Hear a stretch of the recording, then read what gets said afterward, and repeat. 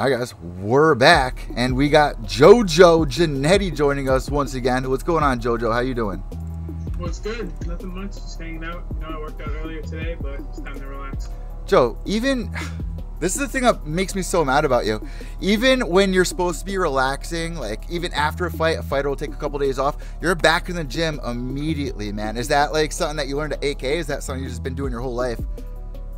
That's just something I've been doing since I started fighting, or started training at least. I mean, the thing with MMA is like there really is no end game. Like not just me, but like people are just getting better. Like you can never learn all the moves. You can never be like the GOAT. Even the guys that think they're the GOAT in the sport right now aren't the GOAT. Like GSP said, there isn't one. So you're never really done getting better, you know? Like other players, you can take other sports off. Like, oh, I'll take Sunday off because, you know, I know how to throw a baseball and how to hit the ball, but like you never stop getting better at fighting.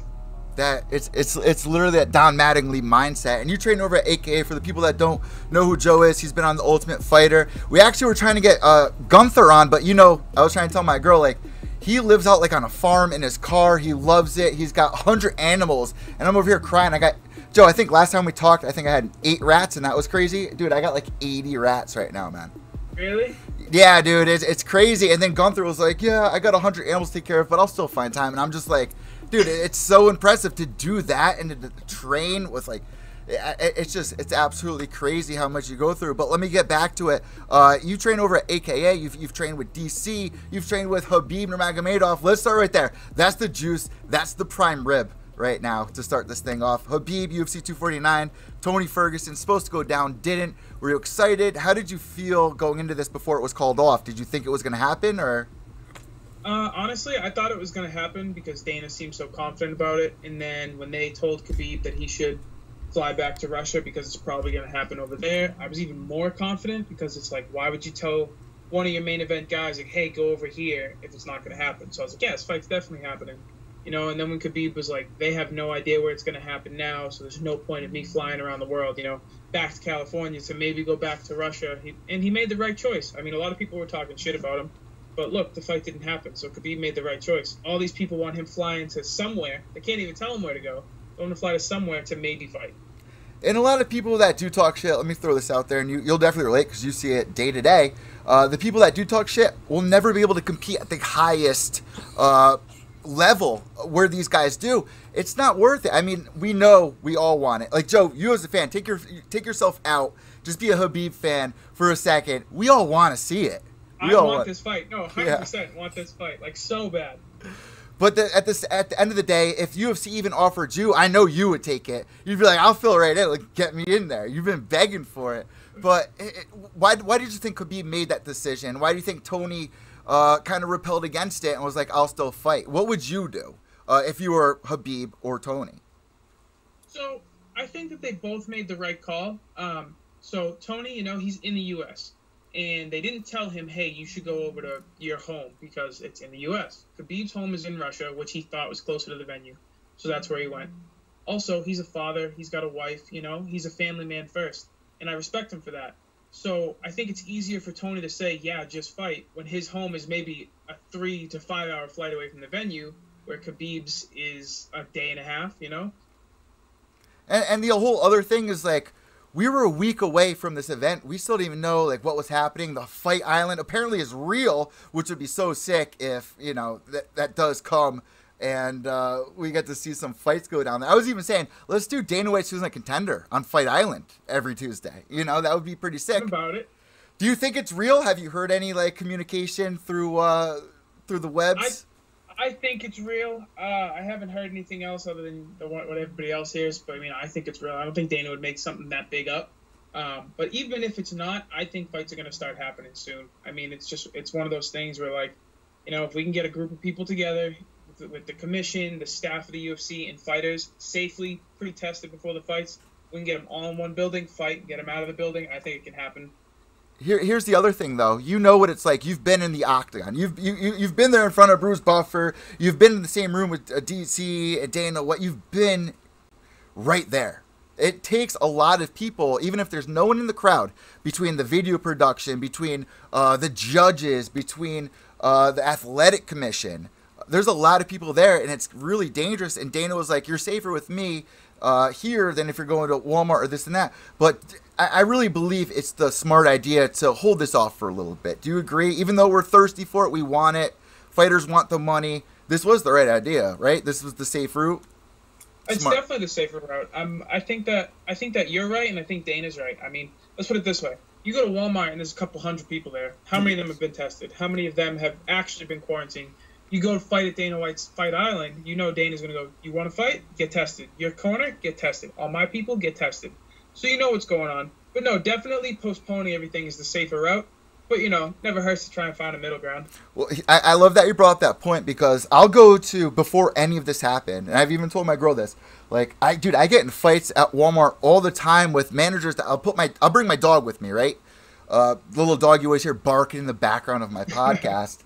I don't even think he's a dog. He's a monster. But I'll put him in the carriage, and they'll freak out, be like, oh, no, you can't do that. This and that. Like, do you guys even wash the carriages? Like, you know what I mean? Like, yeah. How sanitary is it? Why is my dog dirtier than my dog's cleaner than I am, probably. You know what I mean? Like, it's just so weird to see the way things are going. And now, like, if you go to Walmart, you can only allow 50 people in. It's just crazy. What are you seeing over in Massachusetts with, you can't go to the gym right now? Like, what are you seeing with the fight lifestyle that you're living? What's changed for you? I mean, the biggest thing is just South Shore. I mean, South Shore is not open right now, so I've kind of tried to create like a mini South Shore in my garage. South Shore. I've been ordering a lot of stuff on Amazon, like food and stuff, trying to stay healthy. Everywhere you do go, gotta wear a mask, and a lot of the grocery stores are starting to put in arrows on the floor, making lanes one-way traffic. So you can. So what sucks is I went food shopping the other day, and I went down an aisle, and I missed something in the aisle, and I tried to turn around to go back to get it. And he's like, "No, go to the end, walk around, and start at the beginning." I was like, "What?" Dude, that's so funny. That's so funny. That's like, yeah. It's like a fucking ant farm. You got to just keep going. You got to go all the way back around. Dude, that's it was crazy. so bad. I walked right by. I was probably like 3 feet from it, and I just turned around to reach. Lady's like, "Nope, one way. You got to go all the way down." I was like, "Come on." So what's really going on with like your area though? Do you see a lot of people out? Because like when I leave, I see a lot of people out and about, and now it's turning to, like yesterday there was a fist fight in the middle of my road. People are getting drunk. They're getting crazy right now. What's it like in your neighborhood or your area? So my area, it's pretty rural, so I think it's just a lot of people. I think I'm honestly seeing the brighter side to this whole thing as far as people that are stuck at home, and I hope it sticks when this is all over. I've talked to my girlfriend about it.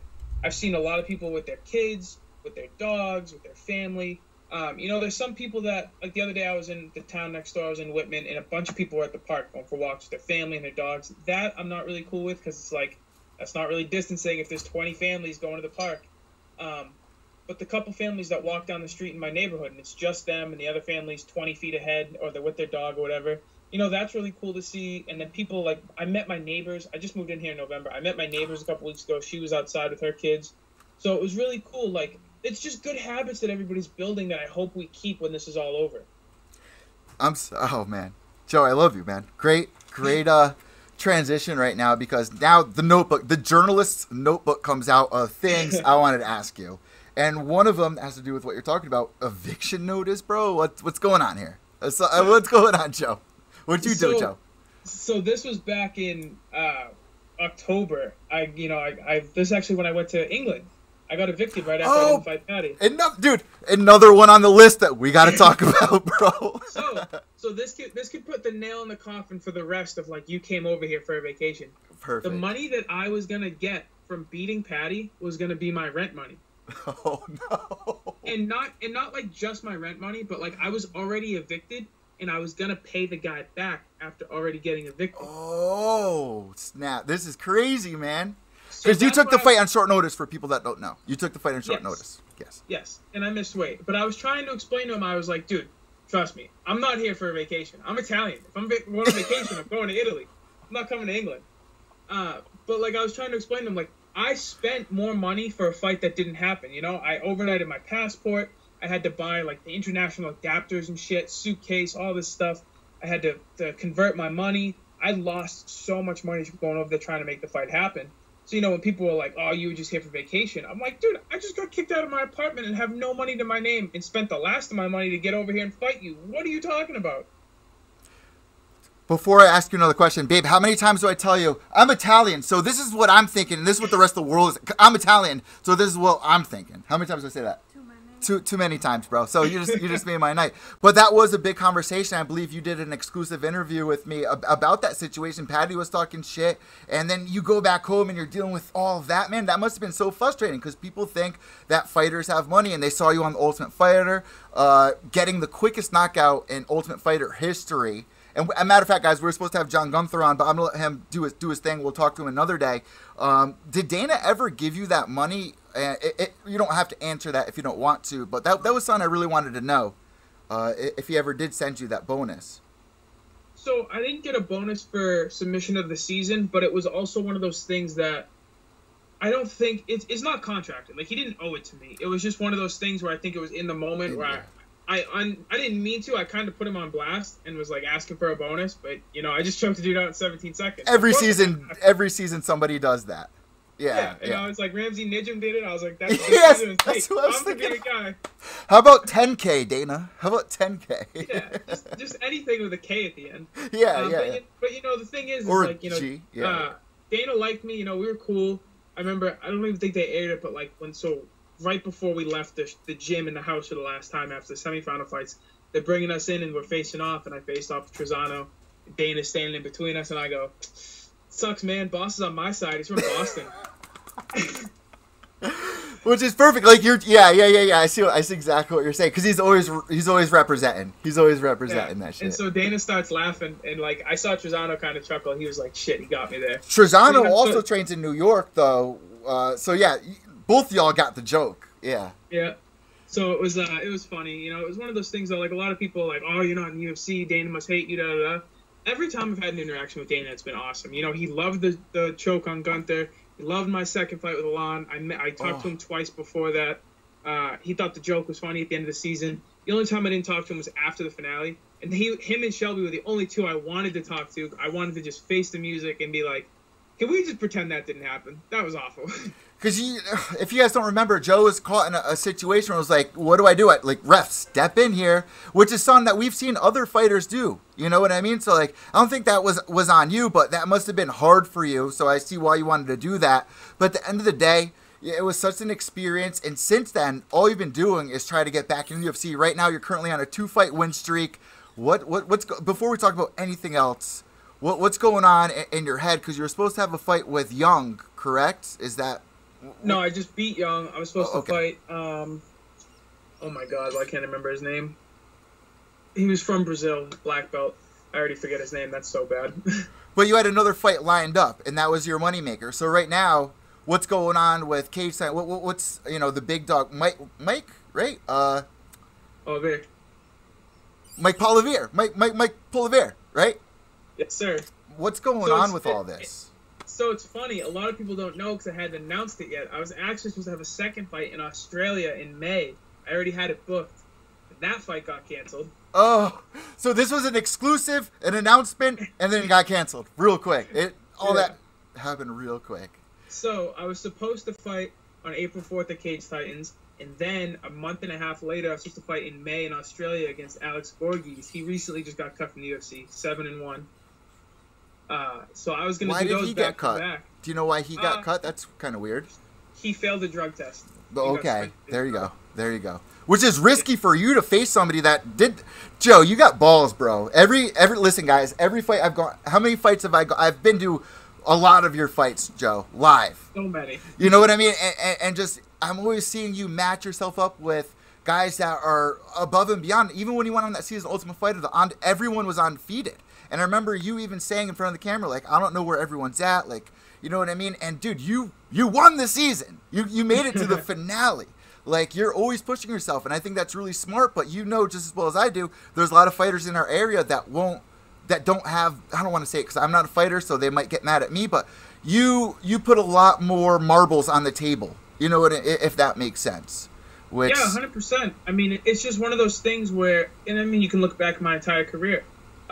Every risk that you take has a bigger reward. I mean, honestly, there was people at my gym, and not like out of hate, but like out of like genuine concern. We're like, maybe you should take a couple more fights. You shouldn't go on tough.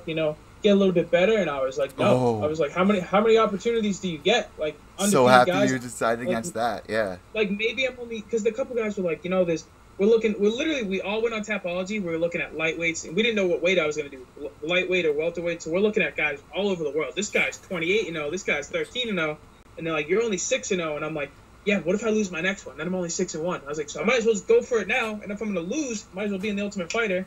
And obviously, it turned out well. Yeah. Now I have the record for the quickest, submission finish. Like. So it's like you want those big results, you got to take big risks, and I mean that's honestly what I've been doing. I mean, even my last loss against Juan Owens, he's a phenomenal fighter. He had the style to beat me. He didn't really hurt me, but he had a perfect game plan. His record's not as good as he is, so that was another risk. Like he's just so much better than his record, and that's like it stings even more that like people are gonna look back at that fight and be like, "Well, you lost to that guy." And I'm gonna be like, "Well, I could think of 10 guys off the top of my head." He was big, man. Show up paper. I believe I was there for that fight, and he was ripped, bro. And you had a point where you almost got if it's the same fight I'm thinking of, you almost got the submission on him, I think, at the end of the third or at the end of the second. And, dude, like, a media member, you're not supposed to, like, root for people, but I was like, come on. And you were right in front of me, and I was losing it, man. Like, dude. It was like the end of the third, and I sunk. It's called a bunny choke. I learned it like a couple weeks before the fight. It's just one of those weird chokes you never go for. And I'm sitting there, and I was like, I'm going to lose this fight, Hail Mary, and I threw it up, and I could feel him freaking out, and I was like, oh, my God, I might actually get this. And then the Pat Barry thing, which I interviewed you and Pat. Now, you're on a 2-fight win streak right now. You're setting all this up. What are the other fighters at your gym or other fighters that a.k.a. Luis Pena? I would say Luis Pena, have you talked to him? What's he going through right now? How's he training? What's the word? What's going on in the energy world of fighters that are thirsty right now? So I know that, DC has a little bit set up in his garage at his house. He's getting that working. Luis is down at ATT. I don't know what his training situation is now. I was actually on the phone with him the other day. We just shoot the shit, making sure we're okay. Everybody we're around's okay. He's doing good. A couple of my teammates, they're not as fortunate as I am. I just moved into this house. Me and my dad rent a house that happens to have a garage, and that's where I've been kind of building my mini gym. Not everybody's as fortunate. So some guys, just doing body weight exercises, push-ups, crunches, sprints. And it's tough for everybody, man. I mean, I don't think many guys locally have the setup that I do, and I'm blessed to have it. It was a pain in the ass to find all the equipment, but, it's tough. And I think that that's really what nobody's thinking about. Because I think everybody's like, oh, in May they might allow fights. Well, that's cool, but if everybody's fat and out of shape, it's going to take another month to get in fight shape. It's so interesting. It's so interesting to see, like, what's going to come of all this. Are you inviting fighters over to your house to train with, or are you doing it all alone? So I'm doing it all alone. If it was just me, everybody would be welcome. I wouldn't even care. But my dad is an older guy, so he's at a perfect age for all this. So I don't want anybody really in my house. Yeah. So it's just been me in the garage. Mike Dinella lives down the street, so he'll come up every once in a while. Mikey D in Talia. Yeah. Yeah, so he lives right down the street from me, so he'll come over every once in a while. We're always together, so it's like we're quarantined, but I see him so much, it's like we're straight being together. So like, sometimes we'll roll, hold pads for each other. I'm waiting for a couple more pieces of equipment to get mailed in, and then the garage will be all done.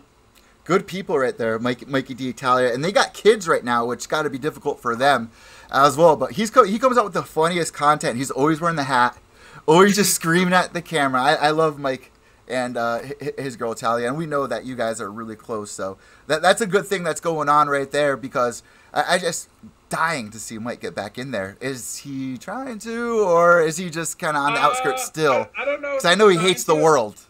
I think the itch is always there. Yeah. But he's training, man. I mean, and especially now that we've got this set up in my garage, it's a lot easier for him when things do get back to normal, because I can go to South Shore and train when I'm not working. But, he's working, and then he's got to go be a dad. So, but when everything's back to normal, it's going to be easy to go, okay, we're going to go to Joe's house. I'm going to go train in the garage. The kids can go play with the dogs, So it'll work out for him eventually. But, who knows? Maybe he'll be back. We'll see. Joe, you know what you guys got to do? You got to round up a bunch of fighters, and you got to fight them on the UFC 3 game or Fortnite or something. Get a bunch of guys together from the UFC or Cage Titans or Bellator. You know what I mean? You guys should do that. Set up a tournament. That would be pretty sick. Send donations and stuff. I've heard a couple people talking about doing a tournament. Honestly, when everything starts winding down and they start saying, like, a couple of you guys can get together, I was just thinking of having people over my garage be like, you guys want to spar? And just live stream it so people can watch some type of fight. Yeah, Joe versus the landlord. Man, that guy was such a dick. I wish. So wait, hold on. Let me ask you this other thing. The shoes, bro. I want to order. Are those custom or can I get a pair of those shoes? So they are custom. My man Dave Fret's solo shoes. He actually hit me up. Wait, and he was from Twitter? Yeah. He listens to my show. Dave Fret's made those? Yes. Bro, he's probably watching right now, bro. That's so crazy. That's my guy. So he hit me up and he was like, yo, I make custom shoes and I have one of your designs. I want to make you a fresh pair. I said, send me it. Let me know what it is. He sent me it and I was like, dude, that's dope. Yeah. And, he made my t-shirt design for Snatch and Necks and Cash and Checks. He made the We Eatin' logo. That'll be used probably on a shirt in the future. But he's like really cool to work with. And when we were whipping up these logos, I'm very nitpicky, little things to edit. And, he stayed very calm with me. My OCD kicked in. He was straight with it, though.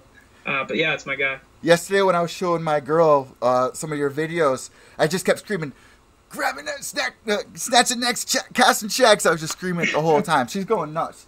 Babe, what do I say all the time? You're Italian. Like, she's just going nuts, bro. Everyone's going nuts. How are you and your girl doing, bro? Because you've been with this one for a while now, correct? Yeah, a couple of years. We're doing good. So she's actually a school teacher, and so obviously she's been working from home. She's doing a lot of video chats with the kids, helping them out. And then she was picking up shifts at the restaurant by her house, but she stopped doing that. My dad lives with me, her grandparents live with her, so it's just a lot safer having her just working from home. It's scary. It's scary times, Joe. Let me leave you with this before the last 5 minutes of this. Zabit, man, would you still try to take a fight with him? Because I thought that was a little crazy. I want to fight him so bad. I want to fight him so bad. I thought it was so crazy. Is he friends with Habib, right? I don't know. I think so. I mean, I haven't heard anything from him. When I offered to fight him, I got a bunch of death threats in my Instagram. I bet. Yeah.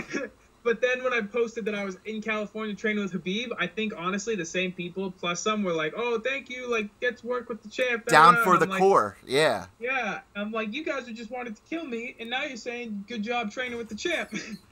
Here's the biggest question, Joe, because I got a lot of questions. I'm sure you did.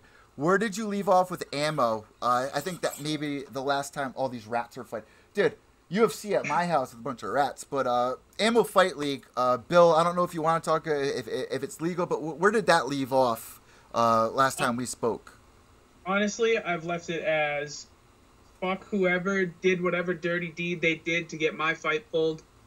It stings even more now that I'm sitting in the situation that the whole world's in of not fighting, because put it this way, if that fight had happened the first time, I would have fought Keenan that night, fought somebody else that night. I actually fought Keenan, then fought Roberto. I'd be on a 3-fight win streak by now, and maybe I would have got a last-minute call-up before this all happened.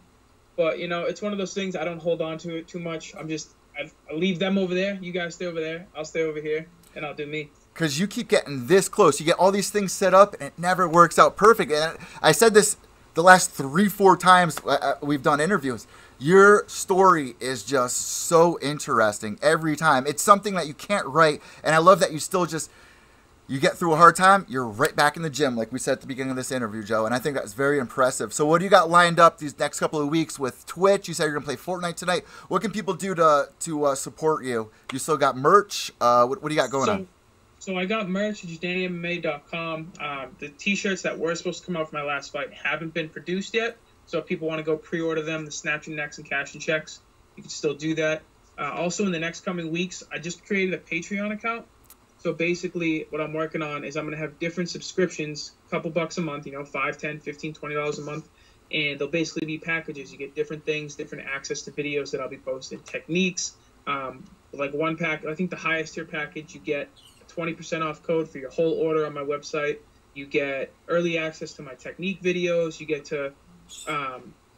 to join in a live Q&A with me. And you also get to ask for what technique I'll post next. So if I'm showing guillotines or whatever, and you say, hey, I want to learn arm bars, you're paying more than everybody else. So you can personally message me and say, hey, next time you do a video, make it arm bars. And I'll respond and say, all right, because you pay this much, next video will be arm bars.